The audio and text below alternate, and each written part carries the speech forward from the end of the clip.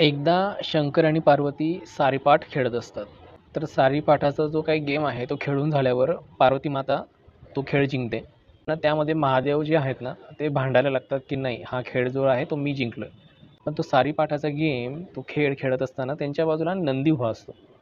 तर नंदी हाच एक साक्षीदार असतो ज्याने तो खेळ पाहिलेला असतो आणि त्याला माहिती असते की कोण जिंकलेला आहे म्हणून. तर पार्वती माता नंदीला विचारते की तूच सांग, तू आमचा खेळ पाहिला आहेस तर कोण जिंकलं म्हणून.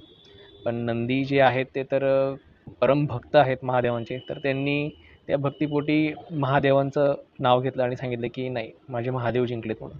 तर हे ऐकून पार्वती माता एवढ्या नाराज झाल्या की त्या रागाच्या भरात त्यांनी त्या नंदीला एक शाप दिला. त्यांनी सांगितलं की तू कलियुगामध्ये तुझं संपूर्ण आयुष्य जे असेल ना ते पूर्ण कष्टामध्ये जाणार, तुला कधीच आराम मिळणार नाही. तर नंदी बैल एकदम घाबरलेत. तर नंदी बैलांना त्यांची चूक कळते, समजते आणि ते हात जोडून माफी मागतात आणि सांगतात की माते, कृपया करून हा शाप मागे घ्या, हाचा श्राप मला देऊ नका. पार्वती माता म्हणते की वर्षातून एक दिवस जो असा असणार की त्यावेळेला लोक तुझी पूजा करतील, देव समजून तुझी लाड करतील, तुला सजवतील. मात्र वर्षातून एक दिवस तुला आरामाचा मिळणार हे मात्र नक्की. पण उरलेले जे काही दिवस असतील तुला कष्ट करावेच लागतील. तर अशी ही एक काल्पनिक कथा आहे. तर तेव्हापासून म्हटलं जातं की बैलपोळा जो आहे तो साजरा केला जातो. इथे प्रत्येक माणसाशी, प्रत्येक निसर्गाच्या सजीवाशी, निर्जीव वस्तूशी देखील एक नातं, एक नाळ जोडून राहण्यासाठी आपल्याकडे वेगवेगळ्या परंपरा आहेत, वेगवेगळे सण आहेत, उत्सव साजरे केले जातात. बरेच सारे सण आहेत, जसे दिवाळी आहे, दसरा आहे. हे आपल्याला माणसांशी जोडण्याचा प्रयत्न करतात, माणसांशी जुळवून घेतात. त्यानंतर बरेच असे काही सण असतात, जसं कोजागिरी पौर्णिमा आहे, चंद्राची पूजा केली जाते. आपण गंगा स्नान करायला जातो, जेव्हा काही कुंभमेळा असतो तेव्हा. तर नदीची आपण पूजा करतो. त्याचप्रकारे प्राण्यांमध्ये बैलपोळा हा असा एक सण आहे की त्या दिवशी आपण बैलाची पूजा करतो.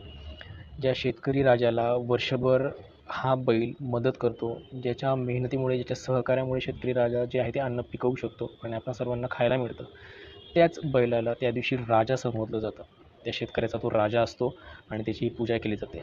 तर हा सण जास्त करून संपूर्ण भारतात, महाराष्ट्रामध्ये आणि छत्तीसगडमध्ये साजरा केला जातो खास करून.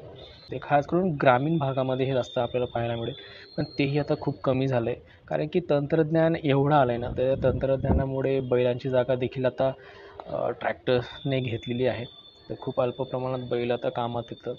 एक दगडाची सुद्धा आपण पूजा करतो. त्या दगडाला आपण देवाचा आकार देतो आणि त्याला मूर्ती म्हटलं जातं. तर म्हणजे या जगात जगताना जुन्या लोकांना अगोदर माहीत होतं की मनुष्य त्याच्या बुद्धीच्या जोरावर एवढं आधुनिक जगेल, एवढं तंत्रज्ञानाने तो त्याच्यात रमेल की तो लोकांमध्ये राहून, माणसांमध्ये राहून त्याला एकटं वाटेल. तर ते व्हायला नको. त्याला कळायला हवं, त्या गोष्टीचा भान असायला हवा त्याला की तू जे आहेस या सृष्टीत या सर्वांमुळे आहे. या ज्या काही सजीव निर्जीव गोष्टी आहेत यांच्यामुळे तू आहेस. यामुळेच हे सण परंपरा या साजऱ्या केल्या जातात. तुम्हाला ही माहिती आवडली असेल, लाईक करा आणि नक्कीच शेअर करा. जय शिवराय.